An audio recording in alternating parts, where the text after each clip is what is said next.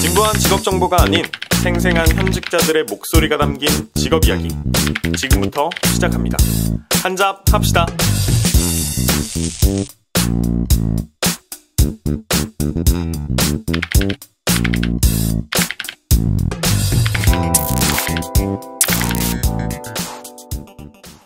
시험에 합격하고 나면은 연수를 가시는 걸로 알고 있어요. 네.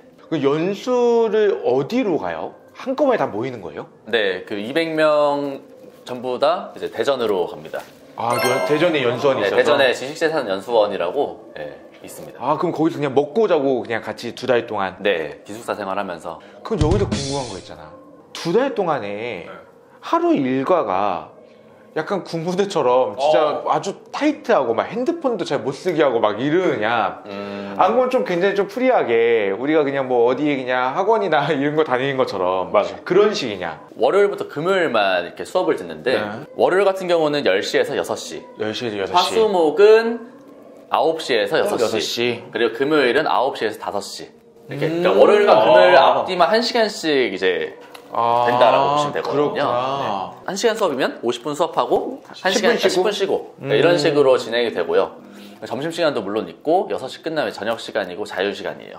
그럼 밖에 나와서 뭐 즐길 수도 있고 술도 한잔 할 수 있고. 그 지식재산연수원이 카이스트 바로 옆에 이렇게 붙어 있어요.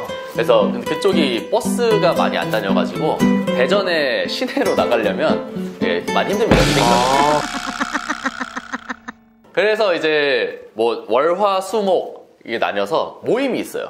뭐 월요일은 학교 모임, 화요일은 뭐 동아리, 수요일은 뭐 나이 모임, 뭐 목요일은 목요일 뭐 어떤 모임이 있어요. 뭐 이런 식으로 각자 모임이 있어서 그 모임에 놀러 갑니다.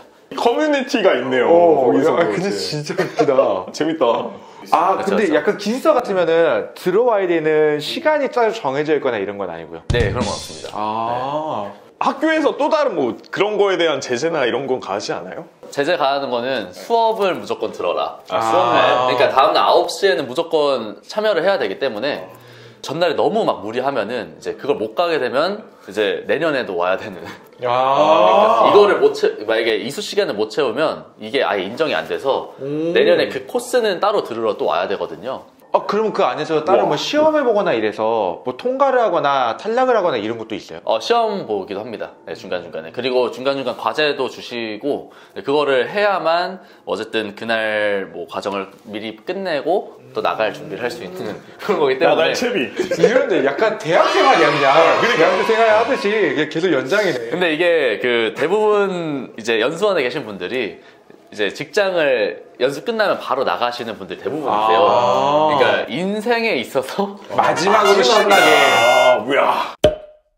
그러면 급여가 나와요? 연수원 생활을 할 때? 보통 11월에 합격 발표가 나면은 발표 나자마자 그 다음 주에 면접을 전체적으로 다 봅니다.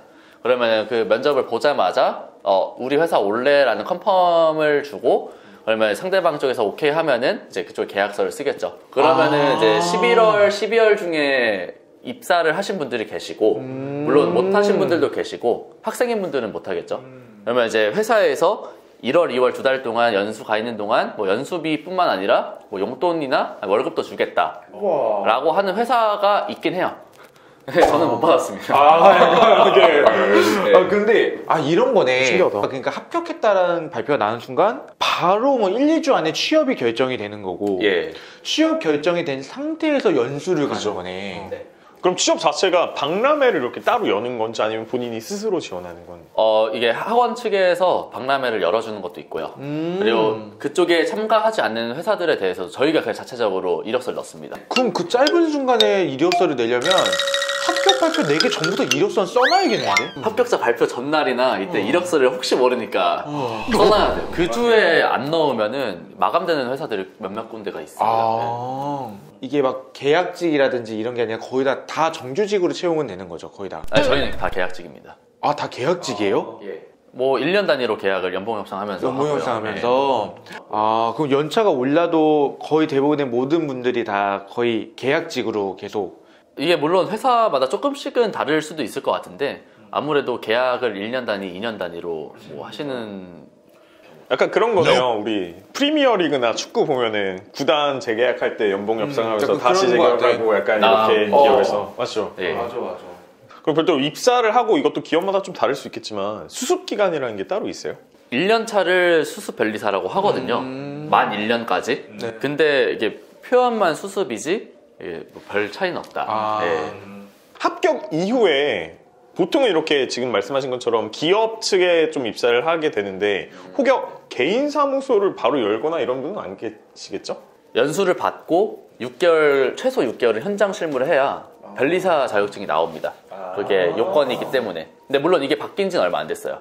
53기니까 한 3년 전? 네, 3년 전쯤. 네, 그때부터 이렇게 바뀌어가지고 현장 실무를 무조건 해야 되는데 거의 다는 이제 특허 사무소, 뭐 특허 법인 아니면은 법무법인에 소속된 IP 팀 이런 쪽으로 진출을 하셔서 최소 1년은 하시는 것 같습니다. 이 현업물을 딱 했을 때 어떤 것부터 좀 시작하는지가 좀 많이 궁금한 것 같아요. 저희가 업계 표현으로 아웃고잉 건 그리고 인커밍 건 이렇게 나눠요. 아웃고잉을 하는 거는 이제 나가는 거잖아요. 그래서 국내에 있는 발명자분들을 만나서 저희가 특허권을 만들어가지고 한국뿐만 아니라 해외로 이렇게 나가는. 왜냐면 특허권은 각 나라별로 인정을 받아야 됩니다. 상표도 마찬가지고. 인커밍이라 하는 거는 마찬가지로 외국에서 아웃고잉 한 게 한국으로 들어오는 거. 한국에서 이제 그거를 권리를 받게 하기 위해서 특허를 도와주시는. 예, 그래서 아웃고잉 하는 회사 같은 경우는 이제 저희가 발명자 미팅을 하면서 이제 이런 발명에 대해서 권리화를 해주는 게 주 업무고요. 그리고 그거에 대해서 만약 거절이 나왔다, 그럼 그거 대응해주는 거. 어쨌든 등록을 최대한 받게 해주는 업무라고 한다면 인커밍 같은 경우는 외국에서 우리나라에 권리를 받기 위해서 들어온 거잖아요. 그래서 뭐 번역이라든지 그리고 우리나라 내에서 또 권리를 받게 해준다든지 이런 식으로 좀 나뉘는 겁니다. 첫 번째 업무는 이런 출원, 특허 출원을 해주는, 뭐 상표 출원해주는 이런 업무고, 두 번째는 그 과정에서 절차에서 대응을 해주는 업무고, 세 번째는 저희가 컨설팅 같은 것도 해드립니다. 아무래도 자기 기술만 아시지 이게 내가 했을 때 문제가 되는지 이런 거에 대해 잘 모르시는 분들이 계세요. 그렇기 때문에 그 기술은 좋은데 뭐 이러이러한 문제, 법률적인 문제가 발생할 수 있으니 뭐 미국에서는 뭐 어떤 식으로, 유럽에서는 어떤 식으로 이런 것들을 이제 컨설팅 해주는.